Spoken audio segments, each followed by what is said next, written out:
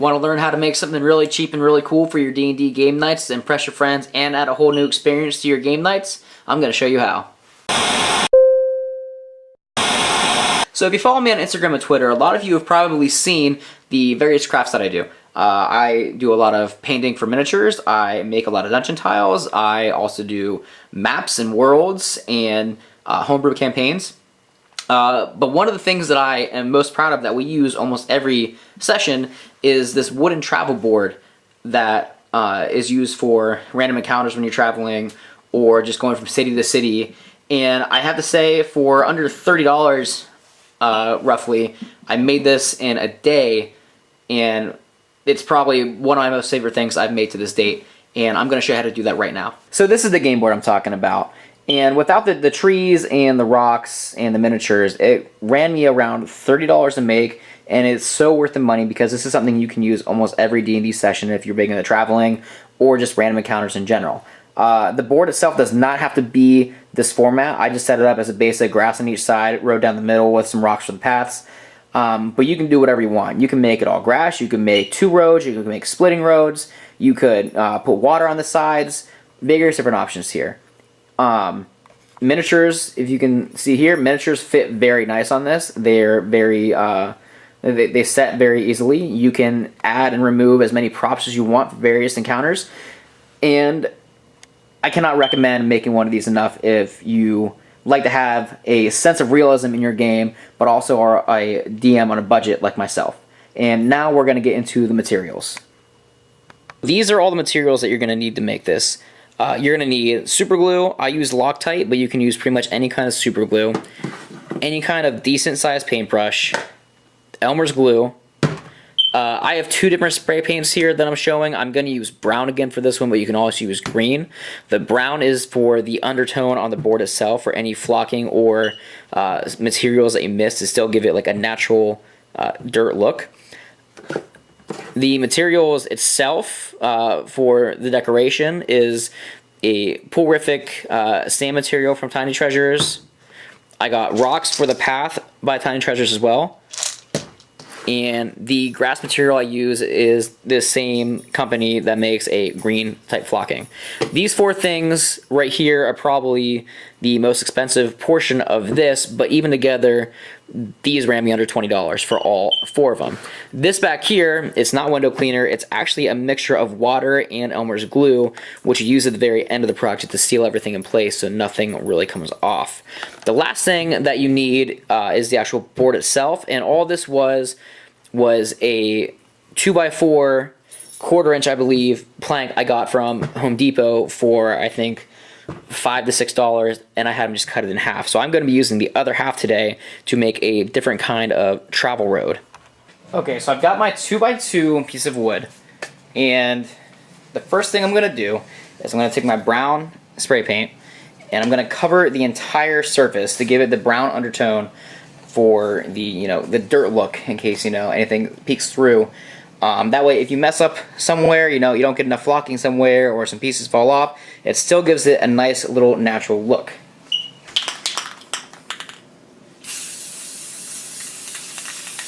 Okay, now it's all spray painted, and this doesn't have to be perfect. This is to just give it a general, dirt look underneath the grass and underneath the rock in case anything comes up missing, falls off, or any sorts of that. So again, it doesn't have to be perfect, but we are now going to let that dry. Okay, so this is pretty well dry now, and the next step we're going to do is actually put the glue down for the roads. And it's actually pretty simple. So you're going to take your glue, and all you're going to do is kind of line glue in a different way you want the roads to go. So I'm doing like a somewhat V in the road for this path. You don't need to go super heavy on the glue, but you want to do enough to where when you put down your sand for the road, it's going to spread nice. Alright. Okay. And that should be good. And now this is where your paintbrush comes in. So take your paintbrush, and all you're gonna do is you're gonna brush the paint, or brush the glue on, so it spreads pretty well.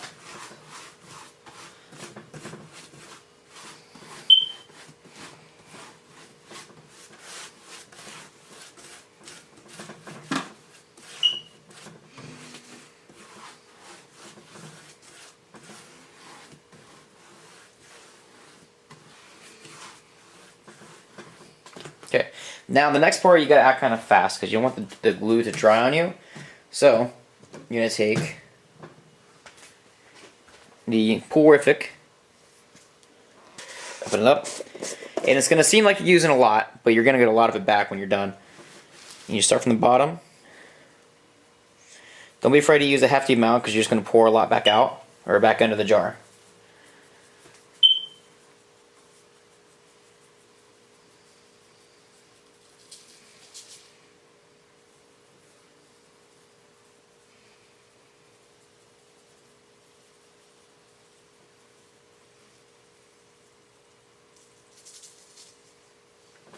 Alright.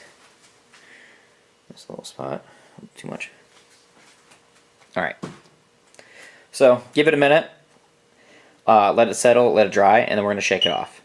Alright, as you can see up top, I've put some magazine pages. And what I'm going to do is I'm just going to shake the sand I have onto those. That way I can easily pour the sand back into the jar. That's going to be pretty simple. You just kind of tap it off.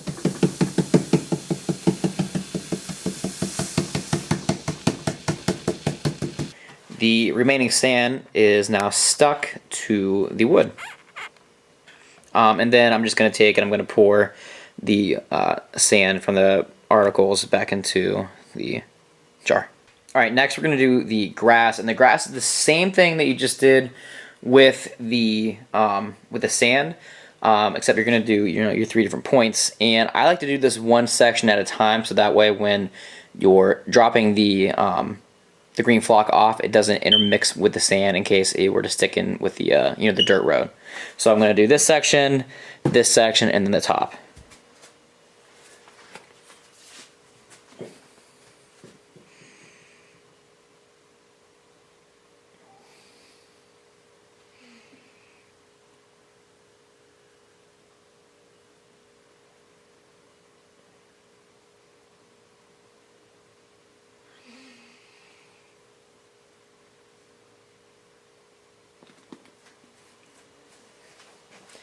Now you do need to be a little more careful when you're brushing this paint on because you don't want to try to mix it in with the dirt road that you have here because it'll give it some marks you don't want. So just be a little careful going around those edges.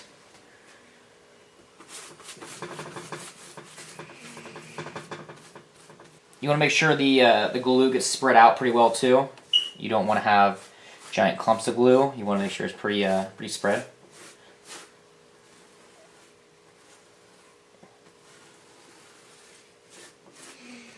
Okay, that's looking pretty decent, so we're going to put some of this green flock on.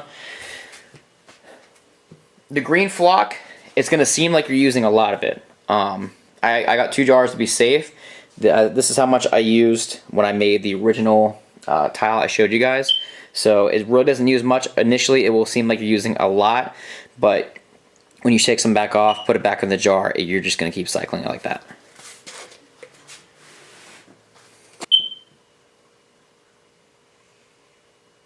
As you can see, it looks pretty heavy. I might have to go to the second jar to get the results that I want and to cover it all. But like I said, you're going to use maybe about 10% of what you're actually spreading on here. The rest you're just going to brush back off. Yeah, as you can see, it started to run out a little bit. Gonna grab my second jar. Pop this open. I got a little bit of the green flock on the, oop, a little too much. A little bit of the green flock on the sand, but most of that should come off. Again, you want this to look pretty natural, so if you get a little bit of grass in the dirt road, it's not going to kill anybody. Nobody at your game nights are going to complain about a minor detail like that. A little more. Okay. So you can tell, it looks like I went through like a jar and a half, but I'm going to pour the rest out now.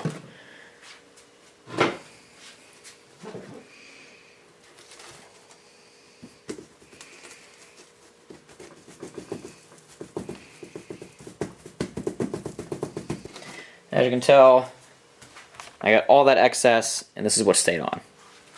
So, same thing. Grab one of your jars, open it up. Take your magazine. Over top. Pour it back in.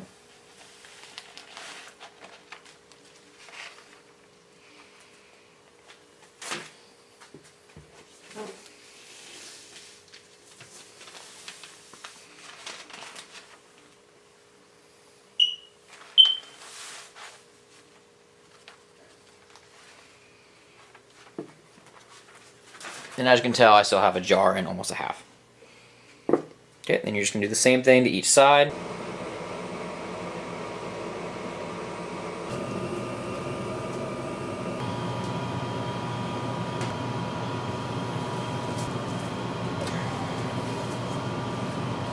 Alright, and as you can see, I have done all 3 sides, and I still have about a full container left of this Boho Garden Tiny Treasures flocking. Alright, so the next step is a little time consuming just because you have to place every individual rock. You're going to take some super glue, and you don't have to use these rocks, but I just got them anyways because they fit perfect to scale for the most part that I needed. And they were by the same company, and they were having a sale on these rocks, and this is pretty well perfect. This will get you a long way. So, let me show you right now.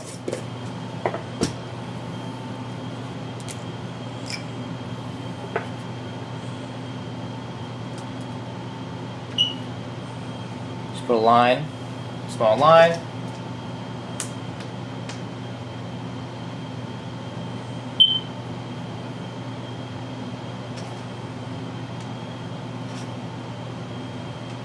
And this Loctite will seal super fast.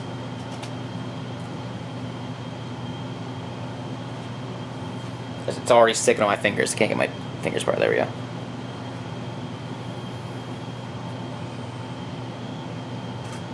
So I finished putting the rocks around the edges, and this is basically your finished project. The only thing I would really recommend, and it's not, required, but I recommend doing it highly, is taking the glue and water mix sealer that I told you about. It's just half Elmer's glue and half water, and shaking it up in some sort of spray bottle you have, and let this dry overnight, and you're gonna spray probably a couple coats over top of this. And what this does is it basically acts like a sealer. Everything on this is pretty well sealed in place, but this gives it the extra support where it'll give it a longer lifespan, and it'll really withstand some, decent gaming and miniature replacement and whatnot. So your very last thing to do, get your minis, get your props, set it up for your next encounter, and you guys are ready to play. So there you go. That's how you make one of my travel terrains for D&D. A lot of people have been requesting this lately on my Instagram page, and I decided to finally go ahead and go through and make a video for it. If you want to see more videos like this, or just D&D videos in general, make sure you like this video, subscribe to my channel, and leave a comment below on what you want to see next. Also, if you follow me on Instagram and Twitter, you've probably seen that I make dungeon tiles as well, both stone and wooden. They're very versatile, and we use them pretty much every game during my homebrew campaign. And if you want to win a set of these, I am going to be doing a giveaway after my first 100 subscribers. So make sure you subscribe, and that way you can get, a chance to win a set of these. Thanks for watching. I'm the Crafty Halfling, and I'll see you guys next time.